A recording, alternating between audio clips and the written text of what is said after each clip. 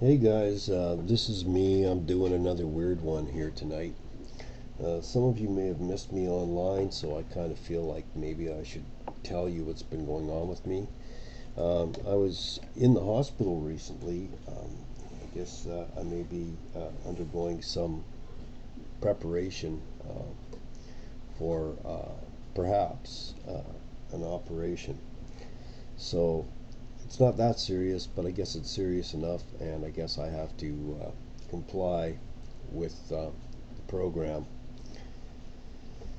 And yeah, well, I'm not getting any younger, so I guess I have to follow through with it. But yeah, it's personal. Um, but the reason that I come up with this idea to make another non-video audio presentation is to allow my listeners, quote unquote viewers, um, my readers, my friends, aware of what's going on with me and my life and stuff like that. But I actually had some time here this morning uh, to listen to the men's morning show, and it was a real eye opener for me. And I'd like to address something that's sort of been brewing in me for a long time. Um, I'm getting older, you know, seeing the doctor, going to the hospital, getting operations. I probably will never get another wife, you know, and I'm okay with that. I like humanity. I mean, I've got one wife already, but a few more would be nice. Just thought I'd throw that one in for good measure. Um, but I probably won't, and I'm okay with that. What I'm more concerned about is the future that I'm leaving behind me when I do go, when I do leave this world. And I don't intend to leave this world, at least for another 2 decades or so, maybe even longer. Who knows? But God knows. Um, but I really, really think about the wake we leave behind us. What are we leaving behind for our children? Because one of the most profound things that I could ever tell anyone, whether or not they would regard it as profound, is a very simple statement, only 3 words. And if you disagree, well, then you've made a choice. But in the meantime, here's my choice. 3 words, people. Life goes on. I'll repeat myself, but this has many levels, folks. Life goes on. Now, I was listening in the men's morning chat room, and I have to say that I really enjoy this show. I really enjoy this morning show. It's an audio show with some chat you could type, but yeah, please carry on. Do your emails. That's what this is. This is chat, my chat. But what I found very profound is and I understand why these people they're mostly of I guess to be politically correct Afro American ethnicity or whatever have you. I don't even think Afro is right. This is horrendous. This is horrendous. I believe Martin Luther King referred to this as being a Negro authenticity. Martin Luther King referred to it as that. We always have to walk on eggshells when we talk about this sort of thing. It's. I'd like to just bare my heart about this. Okay, there's a problem in society in North America. And I'm going to say what I said in the chat room. It's bad all around the board. Brother, I don't care what ethnicity you are. I don't care what culture you are. I don't care if you're green, purple, black, blue, or white, or whatever paint you want to paint yourself with. because you're none of those things. Really, you aren't any of those things, and I want to make that very clear. And I know a lot of y'all will disagree with me, but I'm going to make a point here. And I'd like, you to listen to me carefully while you go through your emails or whatever you do, or you can cancel me out. But listen to me carefully. I have something to say, and I'm an elder, and I think I really have the right to say it. I care about what happens with the human race. There, that's how I play my race card. The human race. If we haven't figured out that we're all human beings by now, we've already lost the game. And if you don't follow those 3 words, life goes on, you've already made your choice. You can close out now. I'm talking to people who really believe life goes on. You don't believe in that idea, or you don't uphold that concept, please close out. I don't want to waste your time. But my time is valuable too. And for those of you who believe that life goes on, I've got a little message for you. I'm greatly concerned about the human race. I'm greatly concerned about humanity. And one of the things that we can see prevalently throughout all of history is this, that when women rule the roost, that civilization is in dire trouble. And we can see it prevalent through Egyptian history, Greek, Roman. I don't care. You pick a culture, pick an ethnicity, color yourself purple, white, green, whatever you want to do. That civilization is in dire trouble. It's in danger. It's in jeopardy. When women rule the roost, that culture is about to change immensely.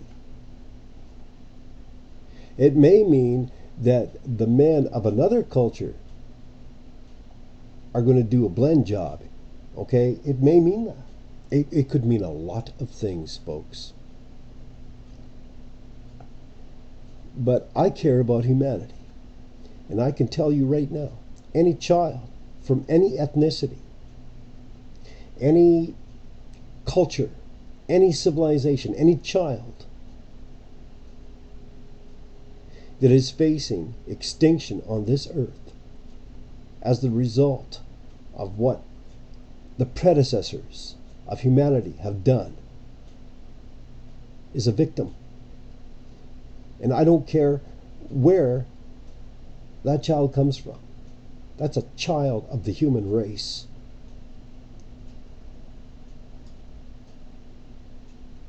Fathers, mothers, whatever have you, if you care about children of humanity, you need to take a good look around you and see what's going on with society here and our community. You need to really reflect on these things, because first and foremost, we are all human beings. I believe life goes on. That is why I'm a man in my 50s with 3 young girls, in addition to a son and an older daughter who are now both adults, because I believe life goes on. And if you think that the answer is stop having babies, I would have to question what your persuasion is. I am persuaded that life goes on. I am not so much here to protect my culture, my background, my heritage, as I am to ensure that the children of humanity have a future. And the best way I can do that is to teach them. Not to show them all the wonderful things that money can buy, but to teach them in the way that they should go.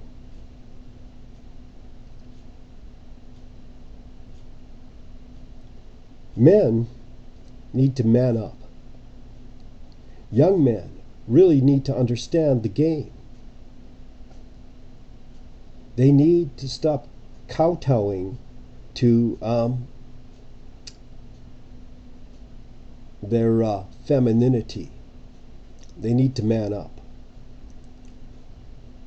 They need to start establishing themselves as the ruler of the roost. They need to stop simping, as the show said that I was listening to, and that's a fact. They need to stop simping. And, I was guilty of it. I was guilty of it for a very long time. In fact, I really didn't get the full effect of what the whole game was about until I was in my 40s. But by then it was too late. That's why I'm warning young men, talking to young men.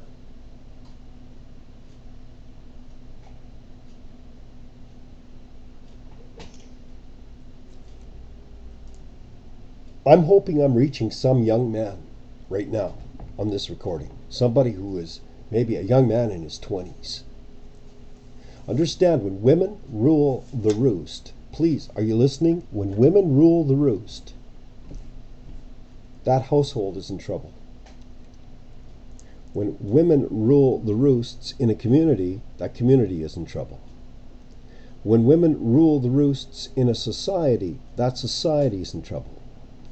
When women rule the roost in a nation, that nation is in trouble. And it is the same with sodomy. It is the same with lesbianism. And when you look at the peaks, these are the indicators that that society is about to crumble and cave. And I don't care. You can pick a country. You can pick a nation. You can pick wherever you want to go all over the map. Helen of Troy, the face that launched 1,000 ships. You want to look at what happened with the Canadian native Aboriginal man because he let the grandmother dictate. You want to take a look at Hawaii. I'm sorry, friend. I'm just giving you the historical facts. Matriarchal societies, when they rule over men, implode. They implode. And there's a reason for this. There's a whole lot more Menzies to this men thing than Mensa. Think about it. Really think about it, long and hard. There's a blood thing going on. There's a cult thing going on. And brother, I don't care what color you think you are, blood flows into blood. Think about that. Blood flows to blood. It's deadly. It's dangerous. I'm about to leave this world. I'm about to check out. I don't care if my daughters marry a purple man or, as long as they're decent, as long as they're human. And here's the problem. We're running out of that. We're running out of humanity. Men are becoming like dogs. They're becoming like barbarians. They don't even know how to commit to a woman. And there's a reason for it, all right, sure. And so women are a mess. Where are the men?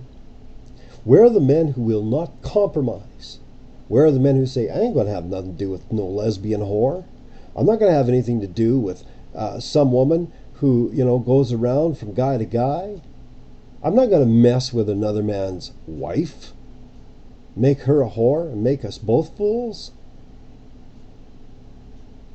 Men don't think about that anymore. They're just thinking about their immediate business there, and that's what turns them into simps. Because they're slaves to the tail that the slave master holds. Think about it for a while.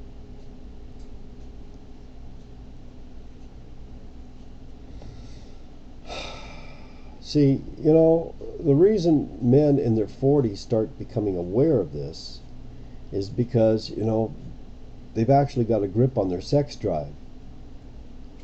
They start to see, the fog starts to clear. They start to see the light of day. They start to see what a woman uses to manipulate him.